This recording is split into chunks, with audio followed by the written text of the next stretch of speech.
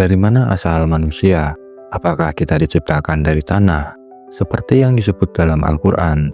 Ataukah kita hasil dari miliaran tahun evolusi, seperti dijelaskan oleh ilmu pengetahuan? Satu berasal dari wahyu, satu dari observasi. Tapi apakah keduanya benar-benar bertentangan? Atau justru menggambarkan satu kenyataan dari dua sudut pandang? Bisa jadi, proses ilmiah yang panjang itu adalah cara Allah mewujudkan takdirnya, bahwa penciptaan manusia bukan hanya soal waktu, tapi juga kehendak. Lalu, siapa kita sebenarnya? Dan apa makna keberadaan kita di tengah semesta yang terus berubah? Pada video kali ini, kita akan mencoba menelusuri pertanyaan-pertanyaan besar itu dari sudut pandang ilmu pengetahuan dan keyakinan. Pembahasan ini didasarkan pada berbagai sumber yang saya temukan. Jadi, jika kamu punya pendapat lain atau ingin menambahkan perspektif, silahkan tulis di kolom komentar. Karena pada akhirnya, pencarian makna adalah perjalanan yang kita tempuh bersama.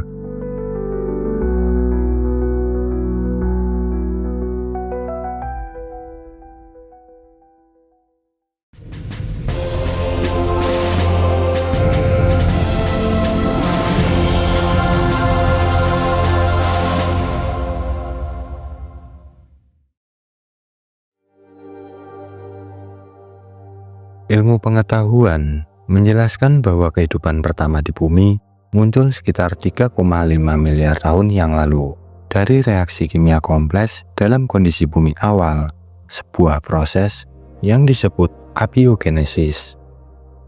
Abiogenesis mengacu pada ide bahwa kehidupan dimulai dari organisme sangat sederhana yang secara bertahap menjadi semakin kompleks. Sebagai contoh, para ilmuwan menduga bahwa molekul-molekul sederhana seperti asam amino, blok pembentuk protein, terbentuk secara spontan di lautan purba. Mungkin dipicu oleh kilat atau sinar ultraviolet. Salah satu eksperimen terkenal adalah eksperimen Miller-Urey tahun 1953 yang menunjukkan bahwa asam amino dapat terbentuk dari campuran gas sederhana seperti metana, amonia, hidrogen, dan uap air ketika diberi energi listrik. Lambat laun, molekul-molekul ini mungkin bergabung membentuk struktur yang lebih kompleks seperti RNA yang mampu menyimpan informasi genetik dan melakukan reaksi kimia. Dari sinilah kehidupan primitif mulai berkembang.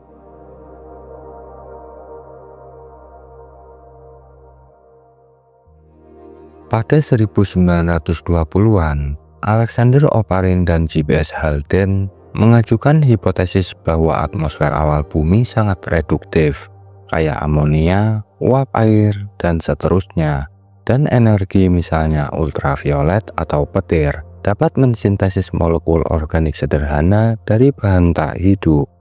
Oparin bahkan membayangkan adanya quasarvat, yaitu gumpalan lipid mirip sel, sebagai purwarupa sel pertama. Hipotesis ini menjadi dasar bagi penelitian selanjutnya tentang asal-usul kehidupan. Dari sinilah muncul bentuk kehidupan sederhana yang kemudian berevolusi menjadi organisme lebih kompleks.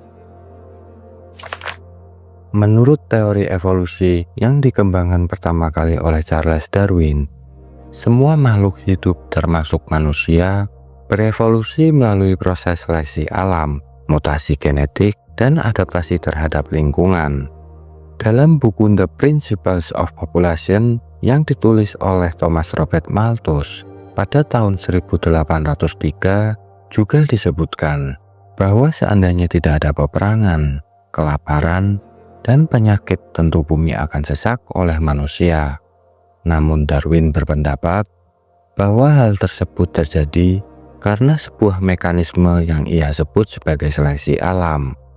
Teori evolusi lewat seleksi alam Darwin inilah yang menjadi landasan evolusi modern.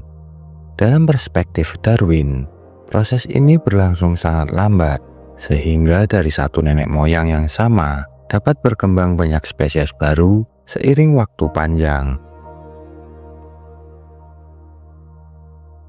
Evolusi modern yang dikenal sebagai sintesis modern, memadukan teori seleksi alam dari Darwin dengan ilmu genetika untuk menjelaskan bagaimana spesies berubah seiring waktu. Sintesis modern, perpaduan antara teori evolusi Darwin dan penemuan genetika Mendel, terjadi pada tahun 1930 sampai 1940-an, menjelaskan bahwa variasi yang diamati berasal dari mutasi genetik acak dan rekombinasi DNA. Mutasi acak ini menghasilkan ragam gen dan fenotip baru dalam populasi. Kemudian, lingkungan melakukan seleksi dengan memilih fenotip atau sifat yang paling berdaya adaptasi tinggi untuk bertahan dan berkembang biak. Dengan kata lain, mutasi acak memperluas variasi genetik, sedangkan seleksi alam menyaring variasi tersebut menjadi adaptasi yang sesuai dengan kondisi lingkungan. Bukti fosil menunjukkan tahapan hominin yang panjang sebelum munculnya Homo sapiens. Sebagai gambaran, berikut ini urutan evolusi hominin. Hominin awal, kisaran 7-6 juta tahun lalu, fosil seperti Sahelanthropus cadensis ditemukan di Chad dan Ororhyntukenensis di Kenya, menunjukkan adanya hominin awal yang mungkin sudah berjalan tegak, meskipun kemampuan ini masih diperdebatkan. Mereka hidup tidak lama setelah garis keturunan manusia dan simpanse mulai berpisah. Australopithecus 4-2 juta tahun lalu. Genus ini mencakup spesies seperti Australopithecus afarensis, termasuk fosil terkenal Lucy, dan Australopithecus africanus. Mereka memiliki postur tegak dan berjalan dengan 2 kaki, tetapi volume otak masih relatif kecil. Mereka merupakan kandidat kuat sebagai nenek moyang genus Homo. Genus Homo, kisaran 2,5 juta tahun lalu. Homo habilis adalah spesies awal yang menunjukkan kemampuan membuat alat batu atau oldohan. Homo erectus muncul sekitar 1,9 juta tahun lalu dan merupakan hominin pertama yang memiliki tubuh mirip manusia modern serta menyebar luas ke luar Afrika, termasuk manusia Jawa dan manusia Peking. Homo heidelbergensis dan arkaik lain, kisaran 700-300 ribu tahun lalu, dikenal sebagai nenek moyang bersama Neanderthal dan Homo sapiens. Mereka memiliki kemampuan berburu kompleks dan mulai membuat struktur tempat tinggal. Neanderthal dan Denisovan, kisaran 400-40 ribu tahun yang lalu. Neanderthal hidup di Eropa dan Asia Barat. Bukti arkeologis menunjukkan mereka punya budaya, seni, bahkan mungkin bahasa dasar. Denisovan diidentifikasi melalui DNA purba dari Asia, sedikit fosil, tapi jejak genetiknya kuat dan populasi di Asia dan Oseania. Genom manusia modern menunjukkan adanya interbreeding atau perkawinan silang dengan keduanya. Homo sapiens modern, kisaran 300 ribu tahun lalu sampai saat ini. Fosil tertua ditemukan di Jebel Irhoud, Maroko, berumur sekitar 315 ribu tahun. Mereka menunjukkan ciri anatomi manusia modern awal. Penelitian genetik menunjukkan bahwa semua manusia modern berasal dari Afrika dengan nenek moyang bersama, sekitar 200-300 ribu tahun lalu. Namun, garis evolusi Homo sapiens melibatkan beberapa populasi purba di Afrika yang saling bercampur selama ratusan ribu tahun. Selain fosil, bukti genetis mendukung jejak evolusi manusia. Analisis DNA, terutama DNA mitokondria, mengindikasikan bahwa seluruh populasi manusia modern memiliki nenek moyang tunggal di Afrika sekitar 200-300 ribu tahun lalu. Studi genetik modern bahkan menunjukkan bahwa manusia saat ini tampaknya terbentuk dari beberapa populasi purba Afrika yang saling bercampur lebih dari 1 juta tahun lalu.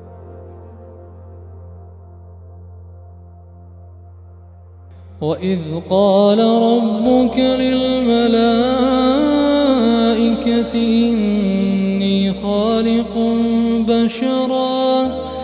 إِنِّي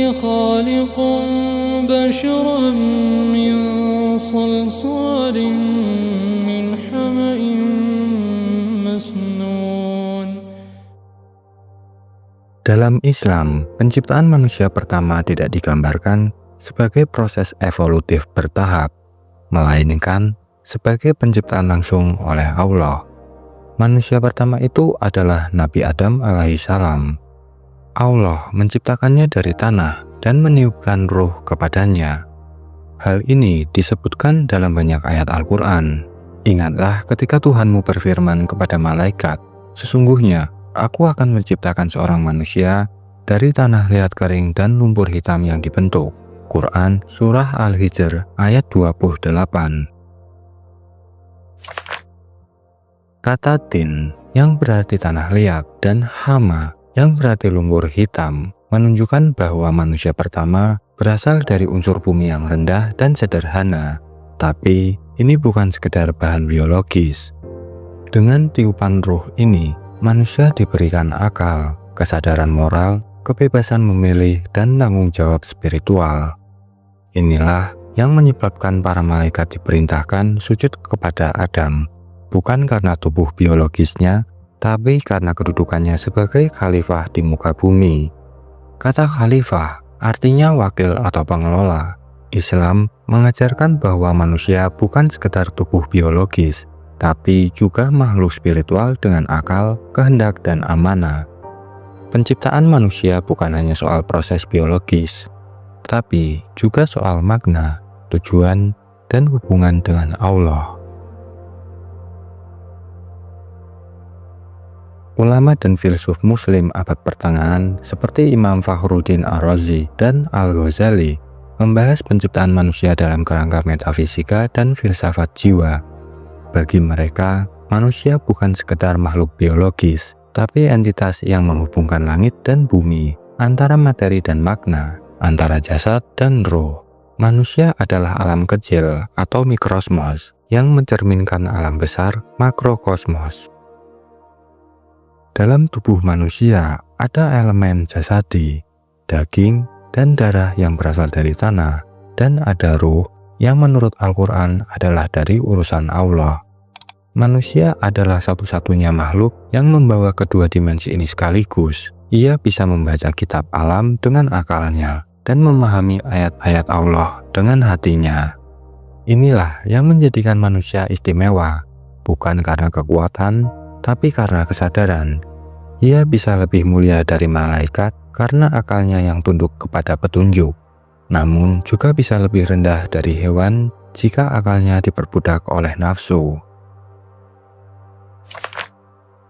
Para pemikir ini mengajak kita untuk tafakur, merenungkan siapa kita, dari mana asal kita, dan kemana kita akan kembali. Ilmu bukan hanya alat, tapi juga jendela menuju pemahaman diri dan kedekatan dengan Allah. Al-Quran tidak menjelaskan detail kronologi atau proses biologis penciptaan manusia seperti dalam buku sains. Ayat-ayat yang menyebut tanah, nutfah atau air mani, dan alaqah segumpal darah sering dipahami sebagai tahapan pertumbuhan embrio, bukan sebagai penolakan terhadap teori evolusi. Para mufasir terdahulu lebih menekankan aspek spiritual dan keagungan ciptaan dalam ayat-ayat ini. Mereka tidak sedang menulis teori biologi, melainkan menuntun manusia untuk merenungi asal-usulnya dan menyadari kebesaran Allah. Beberapa cendekiawan Muslim kontemporer, seperti Dr. Maurice Harun Yahya hingga Profesor Nidal Guesum, memiliki pandangan yang beragam. Ada yang menolak evolusi sepenuhnya, dan ada pula yang menerima kemungkinan evolusi biologis, selama tidak menghilangkan peran Allah sebagai pencipta dan pemberi ruh.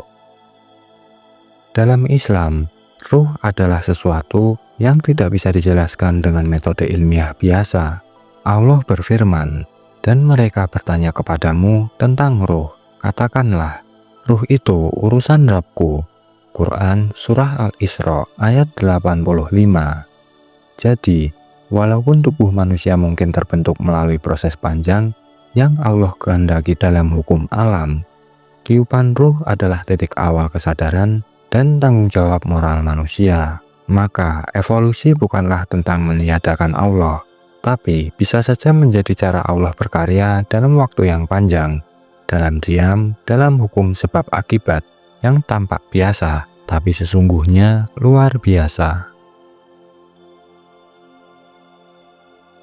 Banyak ulama dan cendekiawan muslim kontemporer seperti Syekh Muhammad Tantawi, Harun Yahya dan Fazlur Rahman berpendapat bahwa evolusi biologis tidak harus bertentangan dengan pencipta dalam Islam. Bagi mereka, evolusi bisa dilihat sebagai sunatullah, bagian dari hukum alam yang telah Allah tetapkan, yang berjalan sesuai dengan kehendaknya. Dalam kerangka ini, bisa jadi Nabi Adam adalah manusia pertama yang diberi akal dan roh setelah proses panjang penciptaan biologis yang dipandu Allah. Atau bisa juga Adam diciptakan secara langsung dan istimewa tanpa proses evolusi. Keduanya adalah kemungkinan karena sains menjelaskan bagaimana, sementara iman menjelaskan mengapa. Dengan cara pandang ini, ilmu pengetahuan dan agama tidak saling meniadakan, tapi saling melengkapi, seperti dua lensa untuk melihat kenyataan secara utuh. Ilmu menjelaskan struktur dunia, dan agama menunjukkan makna di baliknya. Islam tidak memusuhi ilmu. Dalam banyak ayat, Allah justru memerintahkan manusia untuk berpikir, merenung, dan menjelajahi alam semesta. Mencari ilmu adalah ibadah, menemukan kebenaran adalah bentuk penghambaan. Sesungguhnya, dalam penciptaan langit dan bumi, dan silih bergantinya malam dan siang, terdapat tanda-tanda bagi orang-orang yang berakal. Quran Surat Ali Imran ayat 190. Akhirnya, pertanyaan dari mana manusia berasal bukan hanya tentang unsur tanah dan genetik, tetapi juga tentang kemana kita menuju dan apa makna keberadaan kita. Ilmu tanpa agama adalah buta, agama tanpa ilmu adalah lumpuh. Maka teruslah mencari. Karena memahami ciptaan adalah salah satu cara mengenal Allah sebagai Sang Pencipta.